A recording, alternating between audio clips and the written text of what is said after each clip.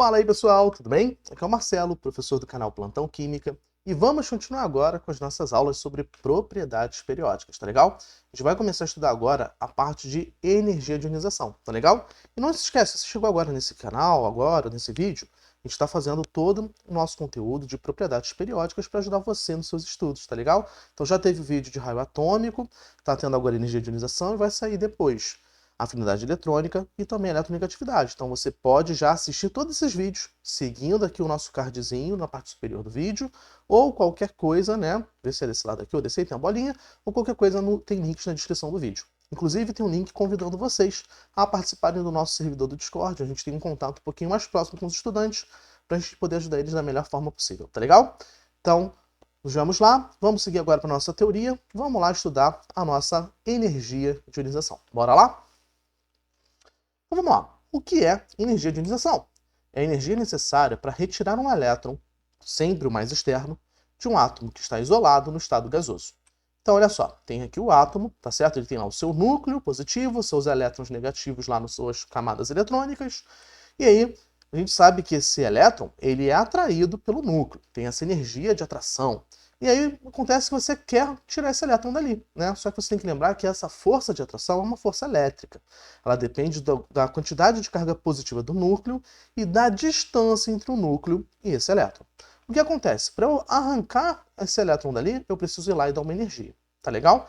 E isso é a energia de ionização. Então, como é que funciona isso? Na nossa tabela periódica, a gente já sabe que os elementos eles vão tendo raio cada vez maiores quanto mais embaixo na tabela periódica estiverem, certo? Então, beleza. Então, a gente sabe que a nossa energia de ionização ela é maior quanto mais em cima tiver os elementos na tabela periódica. Ué, por quê? Porque a gente já viu que essa força de atração que tem que ser rompida pela energia de ionização, ela é maior quando os elementos têm os seus elétrons pertinho do núcleo. Porque essa força elétrica ela vai ser sempre maior quando a distância entre o núcleo e o elétron for menor. Então os elementos que estão mais em cima na tabela periódica vão ter uma energia de ionização sempre maior. Tá legal? Então beleza. E se a gente for comparar elementos que tenham elétrons de valência numa mesma camada eletrônica? Né? Por exemplo, a gente tem aqui o nosso elétron, o nosso átomo com 4 prótons, nosso átomo com 3 prótons. Os dois têm essa energia, essa força de atração entre o núcleo e esses elétrons, só que acontece que a gente sabe, né, que o nosso elemento que tem 4 prótons ele vai ter um raio um pouquinho menor. Por quê? Porque esse próton, esse núcleo com 4 prótons, ele é mais forte, ele atrai mais esse elétron da camada de valência. Essa força de atração sendo maior vai fazer com que o raio fique um pouquinho menor e por isso mesmo se torna cada vez mais difícil de retirar esse elétron de um elemento que tem um número de prótons maior. Tá legal?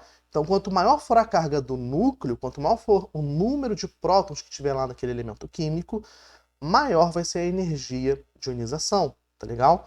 E isso quando a gente está comparando dois elementos que têm o mesmo número de camadas eletrônicas, tá bom? A camada eletrônica é sempre o primeiro fator, e o segundo fator, o de desempate, vai ser sempre carga nuclear, tá legal? Então, seguindo aqui na nossa tabela periódica, está vendo o seguinte, que ao longo, né, do segundo período da tabela periódica, a gente vai ver que os elementos vão ficando cada vez menores. Né? Isso está ficando cada vez menor, está ficando cada vez mais difícil de retirar esses elétrons, né, desses elementos. Então, a energia de ionização ela vai ser sempre maior na parte direita da tabela periódica, tá bom? Então, quanto maior a carga nuclear, menor o raio atômico e, consequentemente, maior a nossa energia de ionização. Tá legal? Então, né, aplicando a tabela periódica, a gente pode esperar isso, que a gente vai sempre achar maiores energias de ionização à direita e na parte de cima. Tá legal? Ok. Por que ele vai estar sempre com maiores energias de ionização à esquerda, à direita? Sempre por causa da carga nuclear. E para cima, porque vai ter sempre uma menor distância entre o núcleo e o elétron da camada de valência. Beleza? Legal. Agora a gente já viu o que é energia de ionização, tem uma última pergunta. Será que a gente pode continuar tirando elétrons de átomos? A gente pode, né? A gente pode tirar quantos elétrons, quantos aqueles átomos tiverem. Mas a gente tem que tomar cuidado com como isso funciona. Olha só, se eu quiser retirar elétrons do lítio, vamos dizer que eu estou tirando 2 elétrons do lítio. O lítio tem 3, só que um está na segunda camada e o próximo, o segundo elétron dele, vai estar na camada anterior. Então eu vou gastar uma quantidade de energia para tirar o primeiro elétron, mas para tirar o próximo eu vou gastar muito mais. Por quê? Porque esse segundo elétron ele vai estar na camada anterior, que é muito mais próxima do núcleo. Se eu fosse retirar o elétron do berílio, você vai ver que vão ter duas energias de ionização, que elas vão ser sempre crescentes, né? É sempre mais difícil tirar o elétron seguinte, mas você observa que há um grande salto da quantidade de energia a ser retirada, quando você vai retirar o terceiro elétron. Por quê? Os dois primeiros elétrons retirados do berílio estão na segunda camada.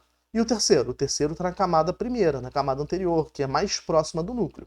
Então é sempre mais difícil de tirar esse elétron. Ah, e para o boro? Para o boro a mesma coisa, só que dessa vez você retira 3 elétrons com uma quantidade similar de energia e o quarto elétron sempre muito mais difícil. Para o carbono a mesma coisa, para o nitrogênio a mesma coisa, então você vai vendo que sempre dava para você retirar aqueles elétrons da camada de valência, vai ser sempre mais difícil ir tirando, mas são valores relativamente próximos. Mas quando você retira um elétron de uma camada mais interna, é sempre muito mais difícil. Tá legal? Então, pessoal, é isso aqui que eu queria passar para vocês. Eu espero de coração que essa aula tenha te ajudado e que você continue estudando química com a gente. Então, se inscreve no canal. Nos vemos em breve. Até logo e bons estudos!